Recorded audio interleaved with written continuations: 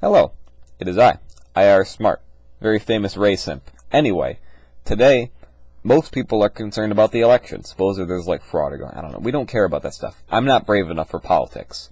Anyway, I want to talk to you about Milo Murphy's Law. Yeah, that's right. This is a show you probably didn't realize existed or forgot existed. Yeah. So basically, this is a show by Dan Pavamir and Swampy Marsh. You may know these guys because they created the very well-known Phineas and Ferb. Also, more recently, Phineas and Ferb, Candace Against the Universe, the new movie, which is good. I also did a review on that. You should go watch it. But today I want to tell you about this show because it's just kind of interesting. I gotta say, I mean, I started watching it. I just finished it the other day. There's 2 seasons of the show. There's like 20 or so episodes each. It took me a while. I kind of went slow through it, but I was like, yeah, I got quarantine time now because I'm stuck at home, so I might as well, and that's what I did. So I gotta say, the show is pretty decent. It's all right. I mean, it only has 2 seasons, 21 episodes in season 1, 20 episodes in season 2. Kind of disappointing, but it's all right. The show did end up getting canceled, I guess, because it's only 2 seasons. They definitely wanted it to go longer, but they just didn't for reasons. But anyway, I just want to tell you about the show.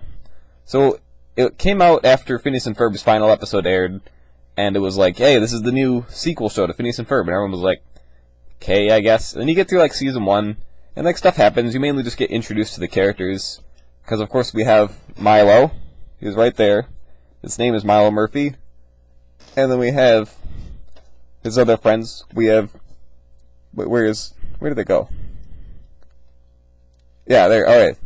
Sorry. We have Zach and Melissa. There we go. We have these characters. That's basically it. First episode, basically we just introduced the concept of the show. Milo, the main character, is just there, standing, doing his regular stuff. He's got his backpack, whatnot. Melissa shows up, says hi. They've known each other for, ever. And this new kid, Zach, shows up, and he's like, hey, hi, I'm Zach, I'm new here. And everyone's like, dude, watch out, you gotta stay back from Milo. And he's just like, wait, what the crud? And then out of nowhere, a giant, boulder comes, and, then they have to start running away from that. And he's just like, what the crud is going on?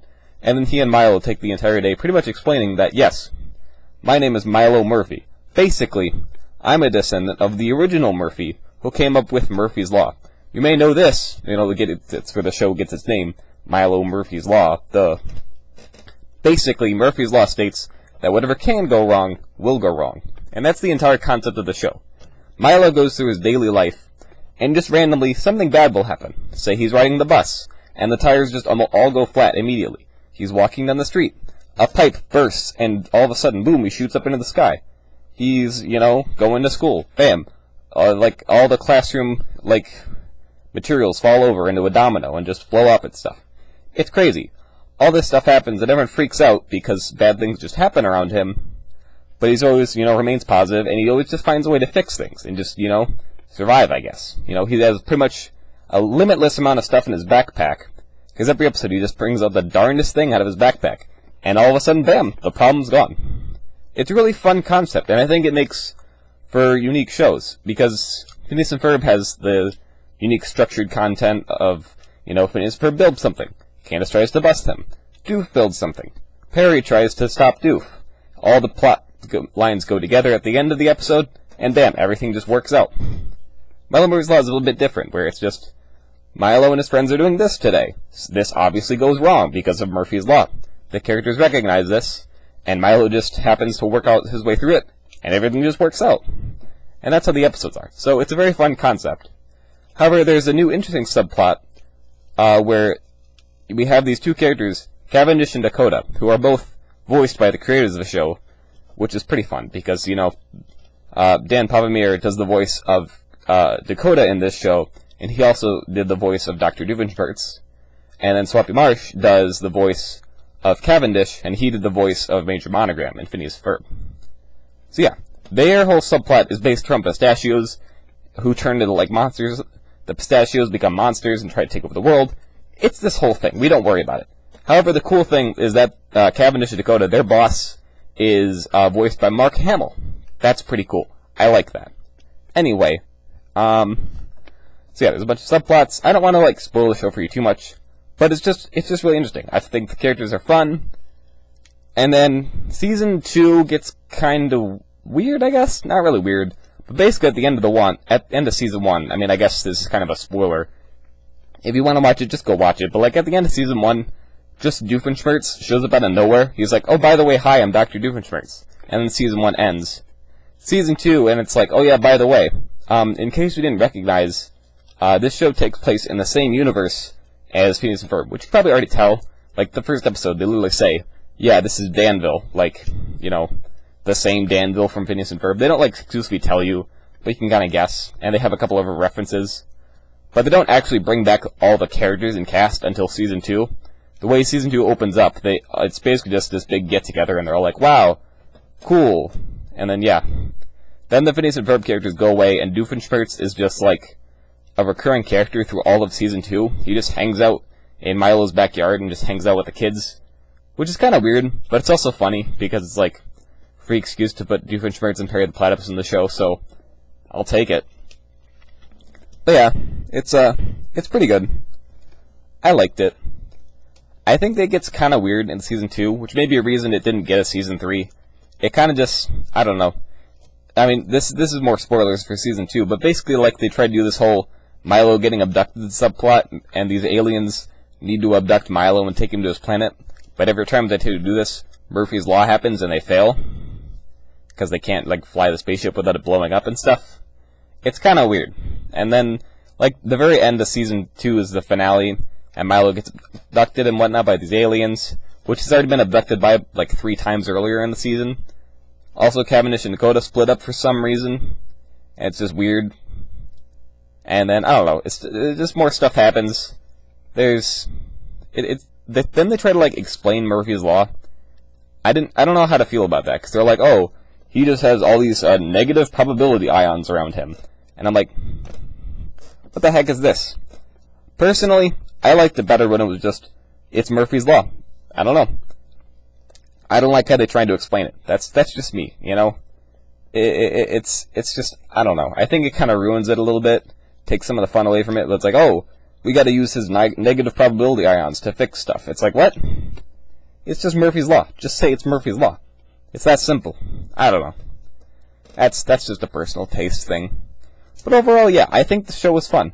There's definitely quite a cast of characters in this one.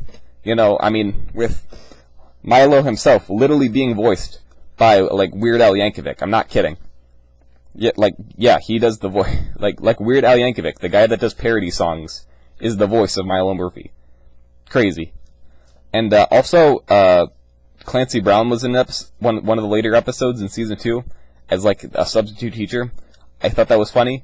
You may know him as a lot of characters, mainly Mr. Krabs, and the one guy from the one episode of The Mandalorian. Also, he was Savage Opress, Darth Maul's brother, in Clone Wars. He's done a lot of characters. But anyway, that's beyond the point. That was like one episode. There are a lot of other cameos, like I already mentioned. Mark Hamill's in it.